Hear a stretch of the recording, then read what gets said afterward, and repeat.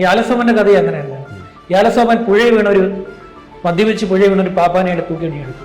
എന്നിട്ട് ഈ ആന തൂക്കിയെടുത്ത് ഒറ്റ തറയിൽ ഒരു അറ്റയാടി ചവിട്ടിയെന്ന് പരിപാടി കുന്നുകളഞ്ഞു. കാട്ടിൽ കയറി പോയിട്ട് കുറെ ദിവസം കഴിഞ്ഞപ്പം ഈ മനുഷ്യന്റെ കല്ലറ ആന കുത്തിപ്പൊളിച്ചു.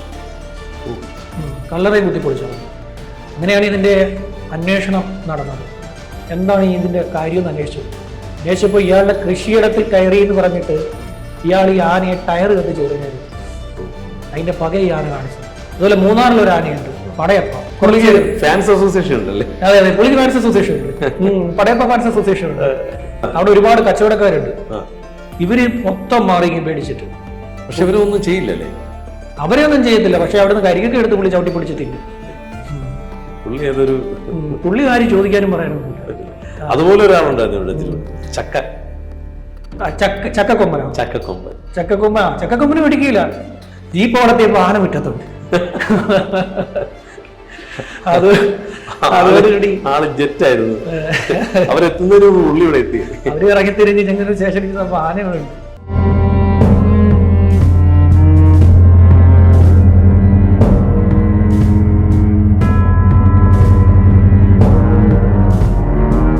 ചില സമയങ്ങളിൽ നമ്മൾ പോലീസ് കസ്റ്റഡിയിലായ നമ്മളെ ഇറക്കാൻ ചിലപ്പോൾ രാഷ്ട്രീയക്കാരോ അല്ലെങ്കിൽ നമ്മുടെ ബന്ധുക്കളെയൊക്കെ വരും. പക്ഷേ കേസ് വലുതാണെങ്കിൽ ഇവരാരും വന്നെന്ന് വരില്ല. എന്നാൽ അതിനെയൊക്കെ പിടിച്ചുലയ്ക്കുന്ന അല്ലെങ്കിൽ അതിനെയൊക്കെ മറികടന്നുകൊണ്ട് ഒരാളെത്തി. ആ ആളുടെ കഥയാണിത്.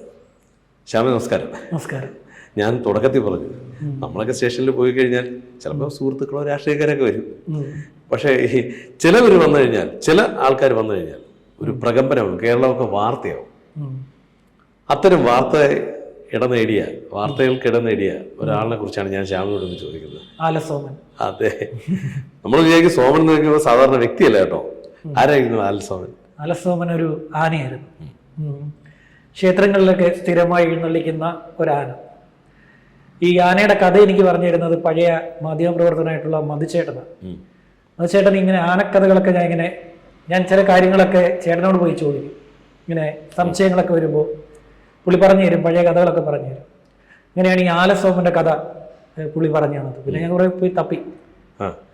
ഇത് ഈ ആരാണ് ഇദ്ദേഹം? ഇത് എവിടെയായിരുന്നു ഈ സംഭവം? ഇത് പിന്നെ മാന്നാർ പോലീസ് സ്റ്റേഷൻ. മാന്നാർ.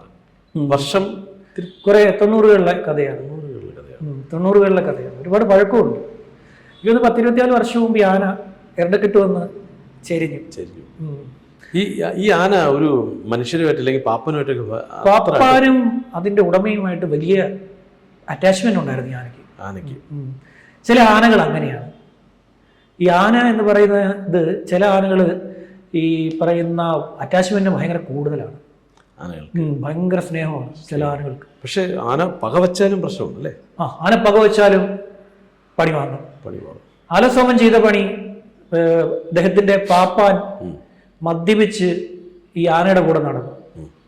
അങ്ങനെ എന്ത് ചെയ്യുന്നു വെച്ച് കഴിഞ്ഞാല് മാന്നാർ പോലീസ് ഈ ആലസോമന്റെ പാപ്പാനെ പിടിച്ചോണ്ട് ആന വിട്ടില്ല. ആന പുറകെ ചെന്നു.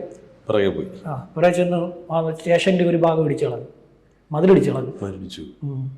അതോടുകൂടി പോലീസ് വരണ്ടു. വന്നിരിക്കുന്ന ചെറിയ ആളല്ല, ചില്ലറക്കാരനല്ല, അവിടുത്തെ ലോക്കൽ രാഷ്ട്രീയ നേതാവല്ല. കുറച്ചു നേരം വെയിറ്റ് ചെയ്യും, ഇരിക്കി ജാമ്യം തരാം. ഒരു കാര്യം ആലസോമന്റെ അടുത്ത് നടക്കില്ലായിരുന്നു. അന്ന് പിന്നെ ഈ സർക്കാരിന്റെ ആൾക്കാർ ഈ മയക്കുപിടിക്കുന്ന ടീമൊന്നും വന്നില്ലേ? വരുതിയിലാക്കാൻ പറ്റും. അന്ന് ഇത്രയും ഉണ്ടാവില്ല. ഇതൊക്കെ മാധ്യമപ്രവർത്തകർക്കിടയിൽ നിന്ന് കേട്ട കഥകളും പിന്നെ വായിച്ചറിഞ്ഞ കഥകളും പിന്നെ ഈ വീഡിയോകളൊക്കെ തപ്പിപ്പോയി കിട്ടിയ കഥകളും ഒക്കെയാണ്. ഇതൊക്കെ ഒരുപാട് അരിച്ചു പുറക്കിയിട്ടാണ് ഇത്രയെങ്കിലും കിട്ടിയത്. ഇവൻ എന്താ അവിടെ വന്ന് ചെയ്തത്? ഇവൻ ഒരു സൈഡ് ഇടിച്ചു കളഞ്ഞു. മതിലിൽ ഒരു സൈഡ് ഇടിച്ചു കളഞ്ഞിട്ട് ഇവൻ സ്റ്റേഷന്റെ അകത്ത് കയറാനുള്ള ശ്രമം നടത്തി. അപ്പോഴത്തേക്ക് പോലീസ് വരണ്ടു. പോലീസിന് നിക്കക്കള്ളിയല്ലാതായി. കാര്യം ആന വയലന്റ് ആണ്. ആന നല്ല സൈസ് വരുന്നത്. എസ് ഐ ഇറങ്ങി ചെന്ന് ഞാൻ ഇവിടുത്തെ എസ് ഐ എന്ന് പറഞ്ഞ എസ് ഐയെ തൂക്കിയെടുത്ത് കണ്ടെത്തി കളയും. ആന വലിയ ആനയായിരുന്നു, നല്ല സൈസ്. ഉയരം കുറവായിരുന്നു. ഉയരം കുറവായിരുന്നു. പക്ഷെ ഇത് നല്ല അഴകായിരുന്നു എന്നാണ് കേട്ടത്. ആളുടെ കുറെ പഴയ ഫോട്ടോസ് ഒക്കെ നമ്മുടെ ഗൂഗിൾ ഇമേജിൽ നിന്നൊക്കെ ഞാൻ തപ്പിയെടുത്തായിരുന്നു. ഞാൻ ഇങ്ങനെ നോക്കിയായിരുന്നു ഈ ആലസോമന്റെ കഥ കേട്ടപ്പോൾ ഭയങ്കര ഇൻട്രസ്റ്റിംഗ് ആയിട്ടുള്ള കഥകൾ.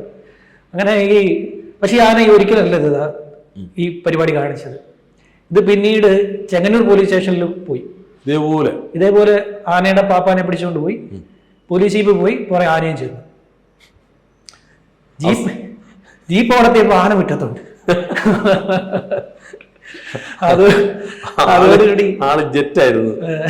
അവരെത്തുന്നതിന് ഉള്ളി ഇവിടെ എത്തി. അവര് ഇറങ്ങി തിരിഞ്ഞ് ചെങ്ങന്നൂർ സ്റ്റേഷനിൽ ചെന്നപ്പോ ആന ഇവിടെ ഉണ്ട്. അപ്പൊ പഴയ കഥ ഈ സ്റ്റേഷൻകാർക്ക് അറിയാമായിരുന്നു. അവർക്കറിയായിരുന്നു. അവര് ജീപ്പിൽ നിന്ന് ഇറങ്ങി പാപ്പാനെ കൂടെ വിട്ടു. പൊക്കോളം പറഞ്ഞു, വെറുതെ ശല്യം ചെയ്യരുത്, പാവങ്ങളാണ്, ജീവിച്ചു പൊക്കോട്ടെന്ന്. ഇവിടെ തിരുവനന്തപുരത്ത് RKV അനിൽ ഒരു ആന കുറുമ്പനാണ്. ഇതേപോലെ ആ പാപ്പാൻ മദ്യപിച്ച് വഴിയിൽ കിടക്കുകയായിരുന്നു. ആന കുറച്ചു നേരം നോക്കി നിന്നു. കുറച്ചു കഴിഞ്ഞപ്പോൾ ആന തുമ്പിക്കൈ കൊണ്ട് പാപ്പാനെ എടുക്കുന്നു. പാപ്പാനെ എടുത്ത് നടക്കുകയാണ്. അപ്പോൾ ഈ ആളുകൾ നോക്കിയപ്പോൾ ഒരു കൗതുകമായി. ഒരാളെ എടുത്തിട്ട് അങ്ങ് പോവുക. പോലീസ് പിറകെ വരുന്നു. അവസാനം ഈ പാപ്പാനെ ഒരിടത്ത് കൊണ്ട് കിടത്തി ഈ പോലീസ് വന്ന് ഈ പാപ്പാനെ എടുത്ത് ജീപ്പിനകത്ത് കയറ്റിയത്. ഇതങ്ങ് വരണ്ട്. ഇത് ഈ കവടിയാറ് മ്യൂസിയം, തിരുവനന്തപുരം സിറ്റി മൊത്തവും ഏതാണ്ട് അന്ന് എൻ്റെ അറിവിൽ ശരിയാണെങ്കിൽ ഒരു 10-40 കിലോമീറ്റർ ആന ഓടി. ആൾക്കാരെല്ലാം പിറകെ ഓടി. അവസാനം ഒരു തെങ്ങിൻ തോപ്പിൽ വെച്ച് ഇദ്ദേഹം അവിടെ നിൽക്കുന്നു. അവസാനം ആ തൊട്ടടുത്തുള്ള ആൾ വെള്ളമൊക്കെ കൊടുത്തു. അപ്പൊ അദ്ദേഹം ചോദിച്ചു 2 ദിവസം ഇവനെ ഒന്ന് ഇവിടെ നിർത്തിക്കോട്ടെ. അത്ര സ്നേഹനിധിയായ ഒരു ആനയാണ്. ഈ ആലസോമന്റെ കഥ അങ്ങനെ തന്നെയാണ്. ഈ ആലസോമൻ മദ്യപിച്ച് പുഴ വീണൊരു പാപ്പാനെ എടുത്തു. എന്നിട്ട് ഈ ആന പ്ലാപ്പള്ളി തറവാട്ടിലാണ്, ചെങ്ങന്നൂർ പ്ലാപ്പള്ളി തറവാട്ടിലാണ് ഈ ആന. തറവാട്ടി കൊണ്ടുവച്ചു കൊടുത്തു പാപ്പാനെ. അങ്ങനെയുള്ള കഥകളാണ് ഈ നമ്മളെ ശരിക്കും ഈ കൂട്ടുകാര് സുഹൃത്തുക്കള് പലപ്പോഴും ചതിക്കാറുണ്ട്. ഈ ഇത്തരം മിണ്ടാപ്രാണികൾ അല്ലെങ്കിൽ ആനകളുള്ള സ്നേഹം അത് എപ്പോഴും മനുഷ്യനുമായിട്ട് ഒരു അറ്റാച്ച്മെന്റ് നിൽക്കുന്നതാണ്. ഈ ആനപ്രേമികൾ എപ്പോഴും പറയാറുണ്ട്. കേരളത്തിൽ ഒരുപാട് ആനപ്രേമികൾ ഇഷ്ടം പോലെ തൃശ്ശൂരാണ് കൂടുതൽ. അതെ, കൂടുതലും തൃശ്ശൂരാണ്. അപ്പൊ ഈ ആനയും മനുഷ്യനുമായിട്ടുള്ള ഒരു കെമിസ്ട്രി ഉണ്ട്. അത് പാപ്പാനുമായിട്ടുള്ളത്. അത് ഒരിക്കലും ഇത് ഇഴമുറിയാത്ത അല്ലെങ്കിൽ ബന്ധം മറ്റുപോവാത്ത ഒരു രീതി ആനയും ചില മനുഷ്യര് എല്ലാരും കുഴപ്പകരമായിട്ടുള്ള ആനകളും ഉണ്ട്. വലിയ പകയുള്ള ഒരു ആനയുണ്ടായിരുന്നു. ഈ ആന എന്തെന്ന് വെച്ച് കഴിഞ്ഞാല് ഒരു ദിവസം ഈ കുരിശടിയുടെ ഫ്രണ്ടിൽ നിന്ന ഒരാള് ഞായറാഴ്ചയാ, അയാളുകൊണ്ട് അയാളുടെ ഭാര്യയുണ്ട്. ഇയാൾ കുരിശടിയുടെ ഫ്രണ്ടിൽ നിന്ന് മെഴുകുതിരിയും കത്തിച്ചിട്ട് ഇങ്ങോട്ട് തിരിച്ചു വന്ന് തൂക്കിയെടുത്ത് ഒറ്റ തറയിൽ ഒരു അറ്റയാടി ചവിട്ടി അങ്ങ് പരിപാടി കൊന്നു കളഞ്ഞിട്ട് ഈ ആനയങ്ങ് പൊക്കളഞ്ഞു. ഇതും കഴിഞ്ഞിട്ട് ഇടുക്കിയിലായി സംഭവം. ഈ ആന എന്തെന്ന് വെച്ച് കഴിഞ്ഞാൽ ഇത് കാട്ടിൽ കയറിപ്പോയിട്ട് കുറെ ദിവസം കഴിഞ്ഞപ്പം ഈ മനുഷ്യന്റെ കല്ലറ ആന കുത്തിപ്പൊളിച്ചു. കല്ലറയും കുത്തിപ്പൊളിച്ചു കളഞ്ഞു. അങ്ങനെയാണ് ഇതിന്റെ അന്വേഷണം നടന്നത്. എന്താണ് ഇതിന്റെ കാര്യം എന്ന് അന്വേഷിച്ചപ്പോൾ ഇയാളുടെ കൃഷിയിടത്തിൽ കയറി എന്ന് പറഞ്ഞിട്ട് ഇയാൾ ഈ ആനയെ ടയർ കത്തിച്ച് എറിഞ്ഞായിരുന്നു. അതിന്റെ പക ഈ ആന കാണിച്ചത്. അതുപോലെ മൂന്നാറിലൊരു ആനയുണ്ട്, പടയപ്പ. ഇടുക്കി പടയപ്പ ഒരു വലിയ വാർത്തയാണ്. ഞാൻ ഇരിക്കുന്ന സമയത്ത് മറ്റേ മിക്കവാറും ഒക്കെ ഈ പുള്ളിയുടെ പരിപാടി എന്ന് വെച്ചാൽ പുള്ളി വലിയ പ്രശ്നമൊന്നുമില്ല. പുള്ളി റോഡിൽ ഇറങ്ങാൻ വണ്ടി തടയും, അതാണ് പുള്ളിയുടെ ഹരം. ഫാൻസ് അസോസിയേഷൻ ഉണ്ടല്ലേ? അതെ, പുള്ളിക്ക് ഫാൻസ് അസോസിയേഷൻ ഉണ്ട്, പടയപ്പ ഫാൻസ് അസോസിയേഷൻ ഉണ്ട്. പുള്ളിയുടെ പരിപാടി, പുള്ളി റോഡിൽ ഇറങ്ങും, കുറച്ചു നേരം വണ്ടി റോഡ് ബ്ലോക്ക് ആക്കും. അതേ ഒരു സിനിമയ്ക്കകത്ത് ജൂനിയർ മാൻട്രാക്ക് എന്ന് പറഞ്ഞൊരു സിനിമയ്ക്കകത്ത് ജഗതി ഒരു പായെ കൊണ്ടുവന്നിട്ട് വണ്ടികളുടെയൊക്കെ ഫ്രണ്ടിൽ കൊണ്ടിട്ട് നിരത്തിയിട്ടിട്ട് ഇവിടെ കയറി ഒരു കിടപ്പുണ്ടല്ലോ, കയറി കിടന്നിട്ട് പോലീസുകാരൻ വന്ന് വെച്ച് ഇവിടെ കിടക്കുന്നത്, എന്നാ പിന്നെ നിന്റെ വീട്ടിൽ വന്ന് കിടക്കാടാന്ന് പറയുന്നത്. പുള്ളിയുടെ പ്രധാന രസം ഇതാ. ഇത് പുള്ളിക്ക് ഒരു സമയം പോക്ക്, ഒരു എന്റർടൈൻമെന്റ്. പുള്ളി ഇവിടെ വന്ന് നിൽക്കും. പിന്നെ ഇടയ്ക്ക് ആ മൂന്നാർ ടൗണിൽ വരും. മൂന്നാർ മറ്റേ ഇതുണ്ടല്ലോ, പിന്നെ ഇതിന്റെ ഏരിയയിൽ വരും. ഇതുണ്ടല്ലോ ബോട്ടിംഗ് നടക്കുന്ന ഏരിയ, അവിടെ ഒരുപാട് കച്ചവടക്കാരുണ്ട്. ഇവര് മൊത്തം മാറിയും പേടിച്ചിട്ട്. പക്ഷെ ഇവരൊന്നും ചെയ്യില്ലല്ലേ? അവരൊന്നും ചെയ്യത്തില്ല. പക്ഷെ അവിടുന്ന് കരികൊക്കെ എടുത്ത് പുള്ളി ചവിട്ടി പിടിച്ച് തിന്നും. പുള്ളി ആരും ചോദിക്കാനും പറയാനൊന്നുമില്ല. അതുപോലെ ഒരാളുണ്ടായിരുന്നു ഇവിടെ തിരുവനന്തപുരത്ത്, ചക്കക്കൊമ്പൻ. ചക്കക്കൊമ്പന് പിടിക്കില്ല. അല്ല, തിരുവനന്തപുരത്ത് ഒരു ചക്കമാടൻ എന്നൊക്കെയാണ് അതിനെ അറിയപ്പെടുന്നത്. അത് ശരി. ആ വനവാസി ഊരിലാണ് ഇത് കൂടുതൽ ഇറങ്ങി. അവസാനം അവനെ മയക്കു വെടിവെച്ചു, മരണപ്പെടുകയാണ് ചെയ്തത്. ഒരു സമാധിയൊക്കെ ഉണ്ട് ഇവിടെ ഗണേശൻ. അവിടുത്തെ ഈ പ്രദേശവാസികളുണ്ടല്ലോ, ഈ പ്രദേശവാസികളെ കുത്തി ഇളക്കിയാണ് ഈ ആനകൾക്കെതിരെ പ്രശ്നം ഉണ്ടാക്കുന്നത്. ഈ റിസോർട്ടുകാരായി പ്രശ്നം ഉണ്ടാക്കുന്നത്. ഈ റിസോർട്ടുകാർ എന്ത് ചെയ്യുന്ന വെച്ച് കഴിഞ്ഞാല്, ഈ റിസോർട്ടുകാരുടെ പരിസരത്ത് ഈ ആന വരുന്നത് കൊണ്ട് ഈ റിസോർട്ടുകാർക്ക് ഈ ഗൂഗിൾ റേറ്റിംഗ് ഇടിയും, ബിസിനസ് ഡള്ളാവും. അപ്പൊ ഇവരെന്ത് ചെയ്യുന്ന വെച്ച് കഴിഞ്ഞാൽ ഈ പ്രദേശവാസികളുണ്ടല്ലോ അവരെ കുത്തിയിളക്കും. ഈ റിസോർട്ടുകാരുടെ ഇടുക്കിയിലൊരു റിസോർട്ടുകാരുടെ ഒരു പ്രത്യേകതയുണ്ട്. ഇവർ പരലുപ്പുണ്ടല്ലോ, ഇവർ പരലുപ്പ് ചാക്കിൽ കെട്ടും, എന്നിട്ട് ഈ വനത്തിന്റെ ഓരോ സൈഡിൽ കൊണ്ടുപോയി ഇട്ട് കൊടുക്കും. എന്തിനാണെന്നറിയോ? ഈ വന്യമൃഗങ്ങൾ അവിടെ വന്ന് ഇത് കഴിക്കാൻ വരും, ഈ പരലുപ്പ് തിന്നാൻ വരും.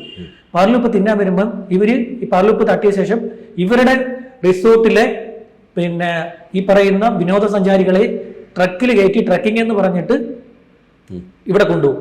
അവിടെ കൊണ്ടു ചെല്ലുമ്പോൾ എന്ത് ചെയ്യും? ഈ മൃഗങ്ങളെ അടുത്ത് നിന്ന് കാണാൻ സാധിക്കും. അപ്പം ഇവർക്ക് എന്താ കൂടുതൽ എമൗണ്ട് കിട്ടും. അതുപോലെ തന്നെ പിന്നെയും അവർ കൂടുതൽ പേരെ റെക്കമെൻഡ് ചെയ്യും. ഇന്ന റിസോർട്ടിൽ പോയി കഴിഞ്ഞാൽ വന്യമൃഗങ്ങളെ കാണാൻ ഭയങ്കര അപകടമാണ്. അതായത് മനുഷ്യന്റെ ജീവൻ വെച്ചുള്ള കളിയാ. അല്ല, ഇത് സ്വാഭാവികമായി തീറ്റ തേടണം. വന്യമൃഗം എന്ന് പറയുന്നത് എന്തോ ഇതിന്റെയൊക്കെ വീട്ടിൽ വന്ന് തിന്നണം, റിസോർട്ടിൽ വന്നിട്ട് ഉച്ചയ്ക്ക് വന്നിട്ട് ബിരിയാണി എന്നിട്ട് പോകണം. അത് സ്വന്തമായി തീറ്റ തേടണം. അതിന്റെ സ്വാഭാവികമായിട്ടുള്ള ആഹാരക്രിയയിൽ തടസ്സം വരുത്തി കഴിഞ്ഞാൽ ആ ജീവിക്ക് അപകടം ഉണ്ടാവും. ഇതവിടെ സ്ഥിരം നടക്കുന്ന പരിപാടിയാണ്. സർക്കാർ വനവകുപ്പ് ഒന്നും അറിയുന്നില്ലേ? ഇതൊക്കെ എല്ലാവരും കൂടെ പറഞ്ഞുകൊണ്ടുള്ള കളിയല്ലേ? അല്ലെങ്കിൽ പിന്നെ വനത്തിൽ വന്ന് ഉപ്പിടാൻ പറ്റും. അതുപോലെ തന്നെയാണ് ഈ ചക്ക കൊമ്പന്റെ കാര്യം പറഞ്ഞപ്പോൾ ഇവിടെ തിരുവനന്തപുരത്ത് കോടയിടും. അവിടെ കോടയിടും, ചാരാൻ പറ്റും. ഇത് കോട കുടിക്കാനായിട്ട് വരും. അങ്ങനെ സ്ഥിരമായി വന്നപ്പോൾ അദ്ദേഹം ഒരു പടക്കം കോടയ്ക്കകത്തിട്ടു. ഇയാള് വന്ന് തുമ്പിക്കയിട്ടു, പൊട്ടി, 2 കീറിപ്പോയി. അതിനുശേഷമാണ് ഈ പക ഒരുപാട് പേരെ കൊന്നു, ചവിട്ടി കൊന്നു, പതുങ്ങിയിരിക്കും. ചക്ക എവിടെ കണ്ടാലും വിടില്ല. അങ്ങനെ അവസാനം അതാണിപ്പോ ഒരു സമാധിയാക്കി ഒരു അമ്പലവും കെട്ടി ഗണപതി എന്ന് പറഞ്ഞുള്ള രീതിയിൽ അവര് ആചരിക്കാൻ തുടങ്ങി. പക്ഷെ ആനസോമൻ മരണപ്പെട്ടു പോയതാ, അല്ല ചരിഞ്ഞു പോയതാ, ചരിഞ്ഞതാണ് ആള്. ഇവിടുത്തെ നാട്ടുകാർക്കൊക്കെ ഈ കഥ കേട്ടപ്പോ ഞാൻ ഒരുപാട് പേരടുത്തേക്ക് ഇങ്ങനെ ചോദിച്ചു, ഈ കഥയുടെ എന്താ പറയാ, കഥയാവുമ്പോൾ കഥയിൽ കുറച്ച് നമ്മുടെ ഭാവന ചേരുമല്ലോ. കഥയിൽ എപ്പോഴും ഭാവന ഉണ്ടാവും. അപ്പോഴാണ് ഈ കഥയായി മാറുന്നത്. ഡ്രൈ അല്ലെങ്കിൽ കഥ യഥാർത്ഥ സംഭവം ഭയങ്കര ഡ്രൈ ആയിരിക്കും. അപ്പോൾ കുറച്ച് ഭാവനയൊക്കെ ചേർന്നാണോ ഈ കഥയെന്നൊക്കെ ഞാൻ അന്വേഷിച്ച് നടന്നു. പക്ഷെ കേട്ടറിവല്ലേ നമുക്കുള്ളൂ. നമ്മളൊക്കെ അന്ന് ഈ ഫീൽഡിലൊന്നും ഇല്ലല്ലോ. 10-24 വർഷം മുമ്പ് ചരിഞ്ഞു പോയ ഒരു ആനയെ കുറിച്ചാണ് നമ്മളിപ്പോൾ സംസാരിച്ചത്. അതായത് ഈ ആനയുടെ പ്രത്യേകതകൾ പ്രേക്ഷകർ അറിഞ്ഞിരിക്കട്ടെ. ശരി.